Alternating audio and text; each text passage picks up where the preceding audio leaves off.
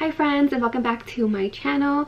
Today we're going to be talking about the credits exam, what it is, what's the purpose, why you should take it, why you should not take it, and how to pass this exam. Okay, so this is the credits dental hygiene exam that we're talking about. I passed this exam with a 98. I missed 0 calculus and I only got 2 questions wrong on the exam, and I'm about to tell you how I did this. Okay, but first let's talk about the dental hygiene stimulated manual. If you want to know, if you want to skip, to the part where I talk about how I got the 98, I'm going to input the part here at this time. Just skip to that part. Okay, so what is credits exam? Okay, so many of us are like, why do I have to take this exam? What's the purpose? So a long time ago, hygienists needed to take this exam with a live patient. They needed to find a certain amount of calculus, making sure they showed up, they didn't have high blood pressure, and etc. They had to remove the calculus from every single tooth structure in order to pass the credits exam, and then they changed the law to now needing to work on a mannequin. Okay, so I'm gonna read this a little bit to you. So this is a non-live patient testing. Many states have moved away from requiring live patients exams due to ethical concerns, patient safety, and difficult of finding appropriate patients. So for some states now accept the stimulated or mannequin-based exam. So this is the exam that I took, and these are accepted for a lot of states in the USA. So this is what the online website looks like, and everything in blue is what is accepted by credits. So please excuse the back noise because my mom is actually cleaning the house and she is playing him jams. I'm going to read to you the states that accept the credits. So it is going to be Alabama, Alaska, Arizona, Arkansas, California, Colorado, Connecticut, Georgia, Hawaii, Idaho, Illinois, Indiana, Iowa, Kansas, Kentucky, Maine, Massachusetts, Minnesota, Missouri, Montana, Nebraska, New Hampshire, New Mexico, I'm sorry if I said that wrong, New Mexico, North Dakota, Ohio, Oregon, Pennsylvania, Rhode Island, South Carolina, South Dakota, Tennessee, Texas, Utah, Vermont, Washington, West Virginia, Wisconsin, and Wyoming. So basically what this exam is a clinical examination exam that is accepted by many states. So how can a dental hygienist benefit from taking this exam?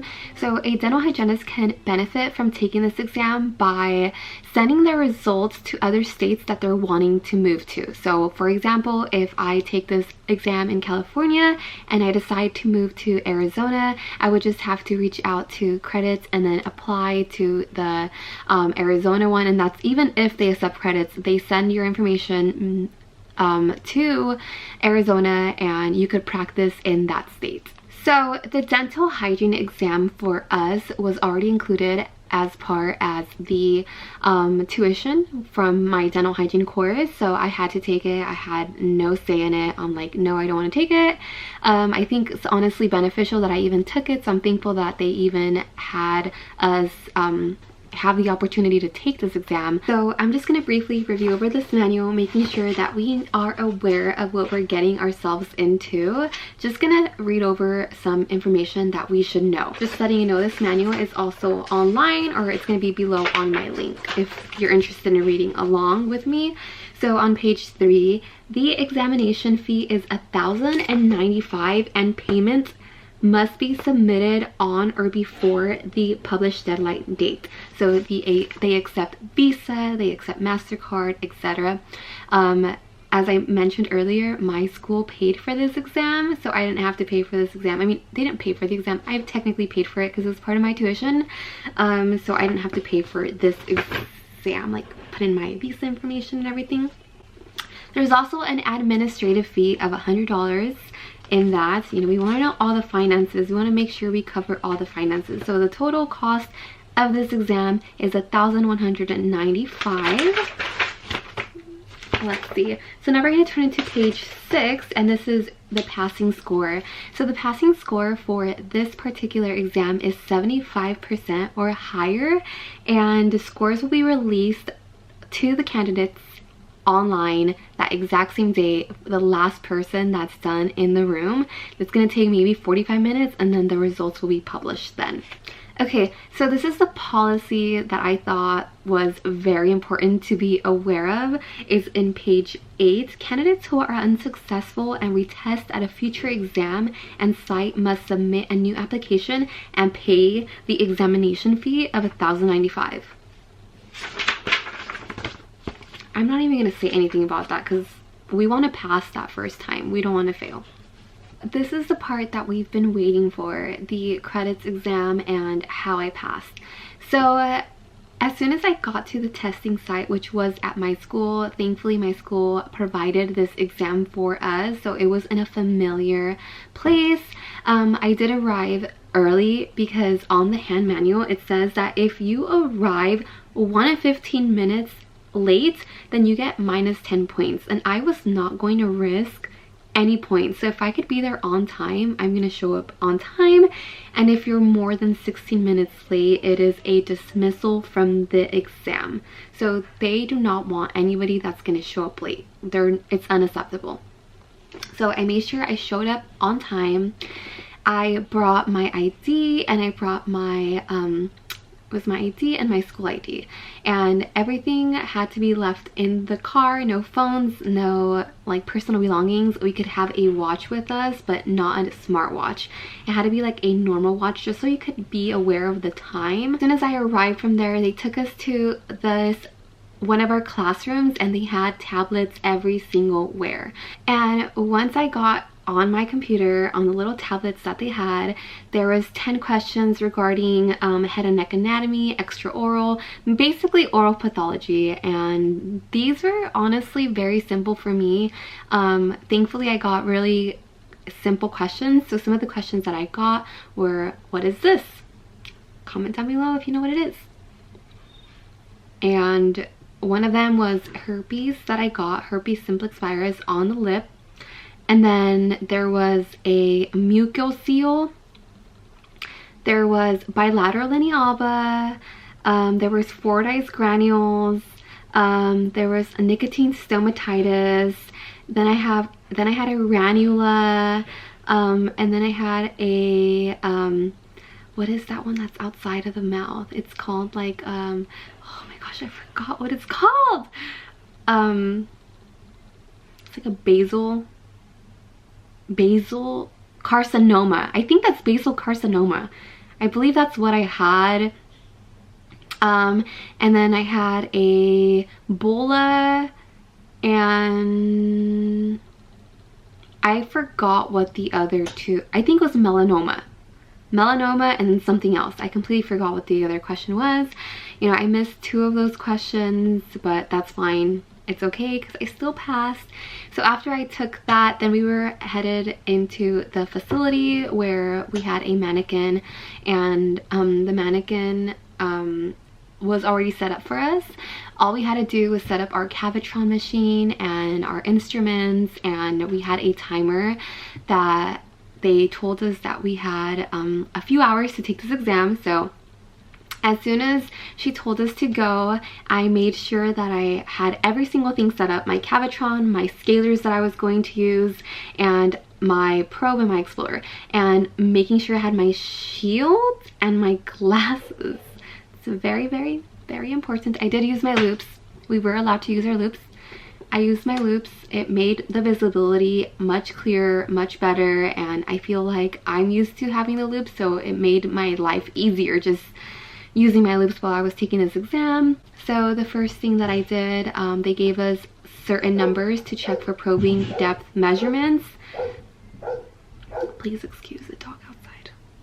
And then they also gave us like calculus, teeth, like on the opposing arch that we're working on. So I had chosen the lower left that I'm going to be working on, scaling it from start to finish, and the upper left was the arch that they had initially asked for calculus check, making sure that every piece of calculus is marked down on there. So I wrote down like, yes, there's calculus, no, there's no calculus, this is what the sheet looks like. After that, then I want to go ahead and checked for areas on the lower left arch that I was going to work on to see what areas have calculus. So as soon as I checked in my head, I was like, okay, I'm only gonna work on the teeth that have calculus, because that's the main priority, is making sure that all the calculus is removed from start to finish. So I went to go ahead and started with tooth number 17. I went on the distal side, I found some calculus, and I was like, okay, 17 is the first one. I worked by molars. So I went to go ahead and did 17, 18, and 19, and I believe 17 distal had some, and then 19 mesial and distal. And I went in with my Cavitron, my blue Cavitron, and made sure I cleaned every single thing off. Unfortunately, 17 distal was very, very tenacious piece of calculus. The Cavitron wasn't even taking away the calculus, so I went to go ahead and went in there with my 13 and 14, and I removed that, and then my 11, 12 for the mesial side of number 19. And once I was done with that quad, those 3 teeth, I went in with my Explorer to make sure that every single thing was removed.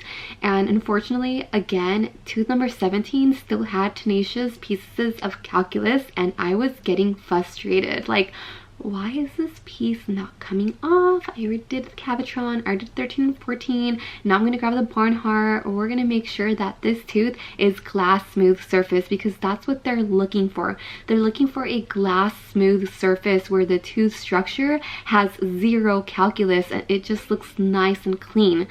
So when I go ahead and did that, and then 17 was not my friend, so then I was like, you know what, I'm getting impatient, let me go ahead and move into the premolars. So then I went to go ahead and did the premolars, and actually I did the premolar and the canine, and I started to notice which one has calculus and which one doesn't. So 21 and 22 had calculus, mesial, and distal. So I went to go ahead and use my blue Cavitron tip, and then I used my my Montana Jacks for those interproximal areas because the contacts were a little tight. And then I also want to go ahead and use the 13, 14 and 11, 12. And then after I got to the front anterior, every single piece of tooth had a calculus, and I used a blue Cavitron tip again, and then I used the Montana Jack. After I was done, I went to go ahead and went back with my Explorer to make sure that every single tooth structure is like cleaned off. I did notice some graininess here and there in some areas, so I made sure that that graininess was completely removed. I went in there with my green tip at the very end just to make sure everything was nice and smooth.